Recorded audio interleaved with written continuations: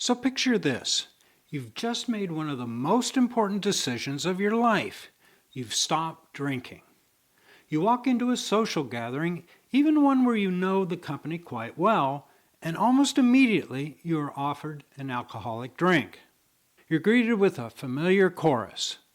The beer's in the cooler and the wine's in the fridge, and we've got harder stuff too if you want. If you are new to sobriety, those words can instantly trigger a wave of panic. You might feel like all eyes are on you.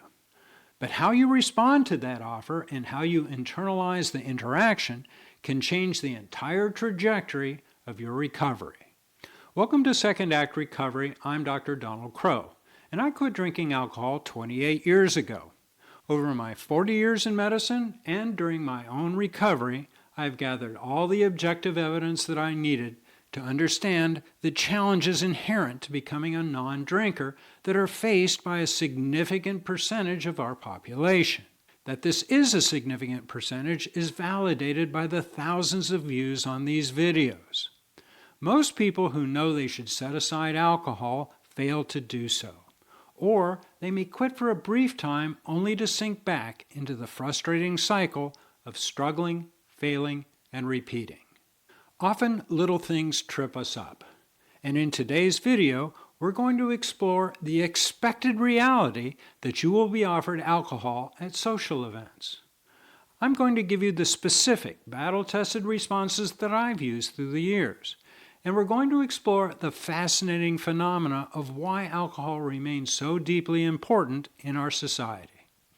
So let's dive in. In my first days of abstinence, I was terrified of social events. During that time, I was afraid I would stand out like a sore thumb and that I might be judged for my inability to drink. But as the decades have passed, I've come to understand a deeply comforting truth. The number of times this judgment has actually happened is quite small. First is it shows me that most people don't know or don't care that I no longer drink alcohol. And second, it is always humbling to realize that despite my intense early concerns about what other people think about me, the truth is they almost never think about me. As I've navigated these situations, I've learned the immense importance of not just the words I speak, but the words that float through my brain as I formulate my thoughts. Through the years, I've learned that a simple no thank you is almost always sufficient. The words I speak in this context very rarely require any expansion. But every once in a while, my unwillingness to join the crowd is noticed, and someone may ask why I'm not drinking. If a more elaborate response is requested, and remember, it is never required, the way I formulate my response has a lot to do with the context and the tone of the person asking. The tone, which betrays the motivation behind the question, dictates my response. If someone is good-naturedly trying to get me to join in and feel comfortable, I usually simply say, "No thanks, I've had enough." Believe me, truer words were never spoken. But what if the tone becomes more confrontational and more pressure is applied? In those moments, I usually escalate my response to, "No thanks, I don't need a drink." Usually, I regret giving this response because I've come to understand that it is inherently confrontational. The implication, of course, is that those who do drink alcohol need to do so. This is a highly controversial point. If you ask 100 drinkers whether they need to drink, almost all will adamantly deny it. Drinkers prefer to believe they drink because they want to. They're cashing in on a free ticket to relaxation or celebration.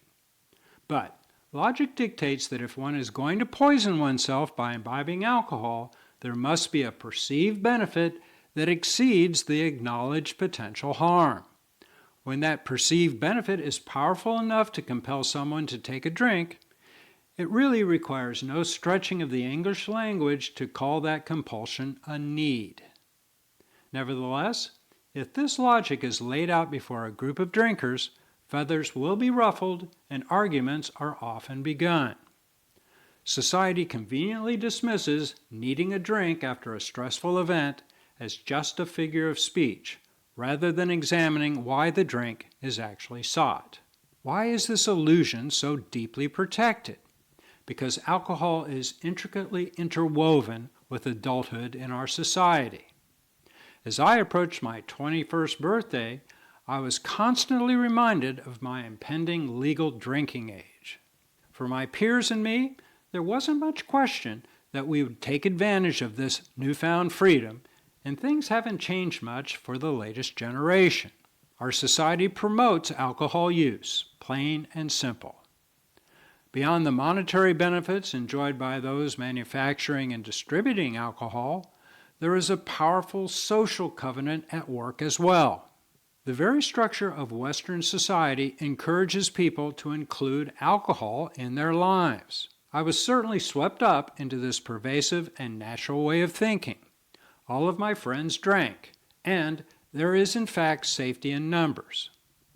I judged my progress into adulthood by comparing myself with my peers, and fortunately I had surrounded myself with remarkable individuals.